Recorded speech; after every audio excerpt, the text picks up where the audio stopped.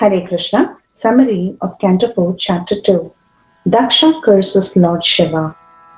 While describing the descendants of Swayambhuva Manu, Maitreya ended with Daksha's hatred towards Lord Shiva. This evoked a doubt in Vidura. So Vidura asked, how is it that Daksha could neglect Sati and hate Lord Shiva?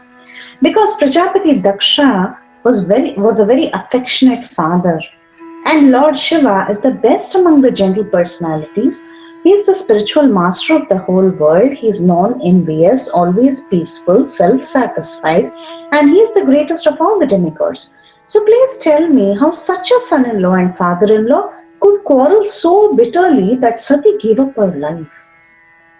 At that time, Maitreya replied, he said, once the leaders of the universe performed a great sacrifice in which all the great sages, philosophers, demigods, and fire gods assembled.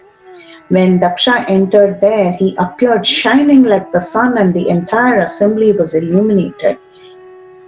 Everyone in that great assembly, except Lord Brahma and Lord Shiva, stood up. And after being welcomed by the leaders, Daksha offered his respects to his father Brahma. Daksha, however, became very angry to see Lord Shiva sitting and not showing him any respect. So, while gazing with eyes as if to burn Lord Shiva, he began to speak very harsh words. He said, O Brahma Rishis, demigods, and fire gods, please hear me with attention about the conduct of sadhus. I do not speak out of ignorance or envy. This Lord Shiva is Nirapatrapaha, he is shameless.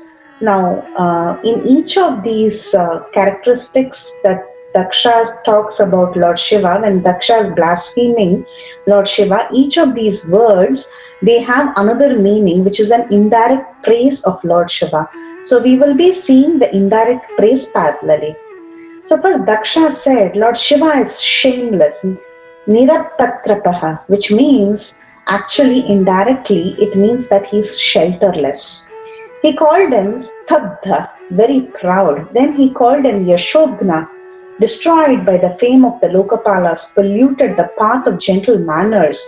But indirectly it means that by his own fame, Lord Shiva derides the fame of all others. He called him Sadhuvat. Pretending to be an honest person, he accepted my daughter's hands and thus accepted himself as my subordinate. But indirect praise is that Lord Shiva is omniscient and he understands my bad behavior, but he keeps it a secret, and so he did not stand up and welcome me. He also understood the qualities in my daughter equal to Savitri or Gayatri. Then he called him Markatalochana.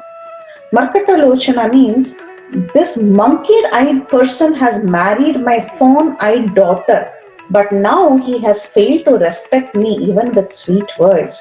The indirect meaning is that Shiva mercifully grants the desires of monkey-like materialists.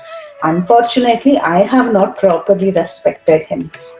Then he said, Lupta Kriyaya, meaning doesn't perform rituals. Actually, Lupta Kriyaya indirectly means Lord Shiva doesn't need to perform rituals. Then he called him Ashuchaye, which is impure. The indirect meaning is that no one is cleaner than Lord Shiva. Then he called him Manini, very proud.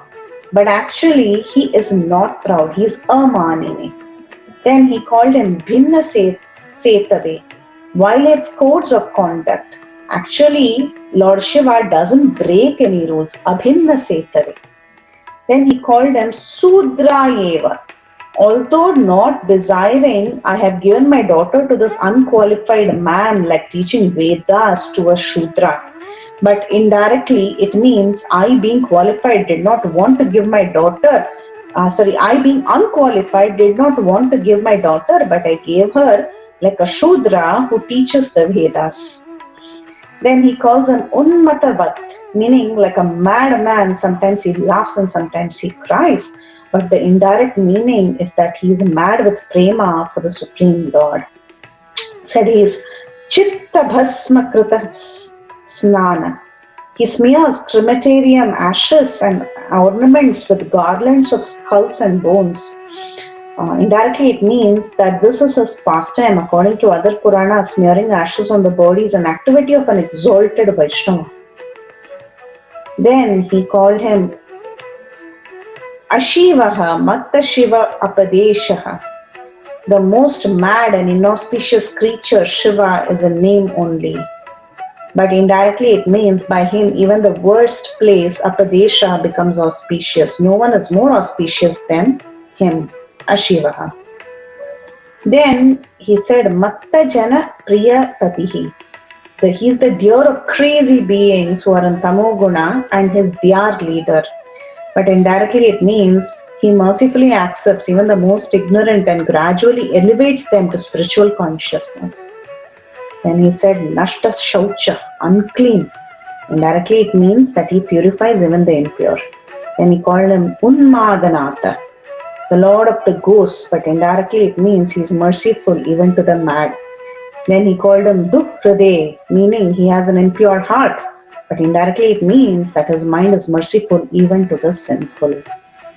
So, Daksha, out of anger, he ends up addressing Brahma as Parameshti, meaning the supreme teacher in the universe, instead of addressing him as his father. So, therefore, indirectly, he is accusing Brahma of being unintelligent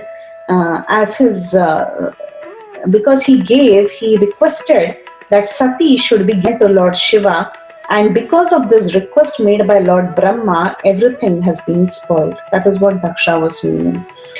So then Daksha angrily cursed Shiva. He said, Lord Shiva is the lowest of all the demigods and he should not have a share in the sacrificial oblations. But actually this curse became a blessing. Being a great Vaishnava, it is not befitting for Lord Shiva to share the fruits of sacrifice along with other demigods. So then after saying this, Daksha actually left the assembly. In spite of the opposition of the assembly leaders, Daksha, he just in great anger cursed Shiva and he left off.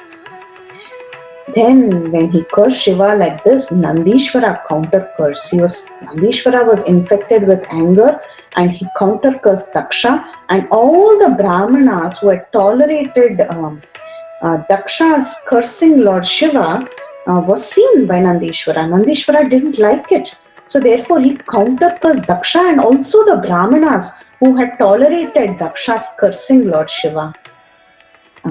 He said, anyone who has supported Daksha and neglected Lord Shiva is less intelligent.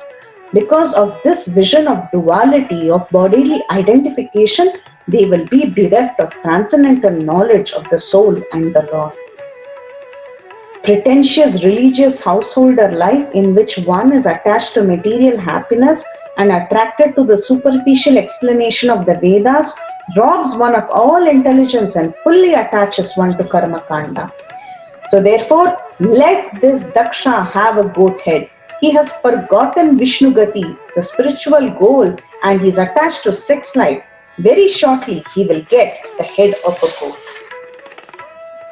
Persons dull by materialistic education, with minds attracted to the flowery language of the Vedas, have purposely insulted Lord Shiva. May all of Daksha's followers continue in samsara and repeated birth and death and always remain attached to fruitive works.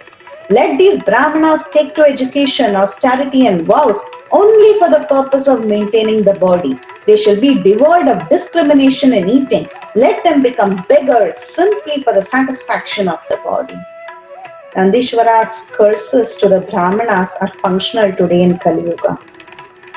Then Bhrigu began to counter-curse. Bhrigu got very angry after he heard the curse of Nandishvara and he said, let the followers of Lord Shiva become atheists, Pashandis. Let them be diverted from transcendental scriptural injunctions and take to Mayavad philosophy. Let them become addicted to wine, flesh and so on and imitate Lord Shiva with long hair. Let them take shelter of heretical views, since they criticize the Brahmanas and the Vedas that give eternal regulative principles and whose subject matter is Lord Janardana. So when all this cursing and counter-cursing was happening, Lord Shiva left. He became very morose and he left that place. Lord Shiva was actually fearful that Nandishvara might end up speaking badly even about Lord Janardana and his devotees. So to stop Nandishwara from further speaking and Bhrigu from further cursing, he left that place. In spite of the absence of Lord Shiva and Daksha and these great personalities, the other progenitors performed 1,000-year sacrifice. For sacrifice is actually the best way to please the Supreme Lord Hari. After completing the yajna, they took their Avarbrita bath at the confluence of Ganga and Yamuna. So thus with purified heart, they left to their respective abodes. This ends the summary of Canto 4, Chapter 2, Daksha curses Lord Shiva. Hare Krishna.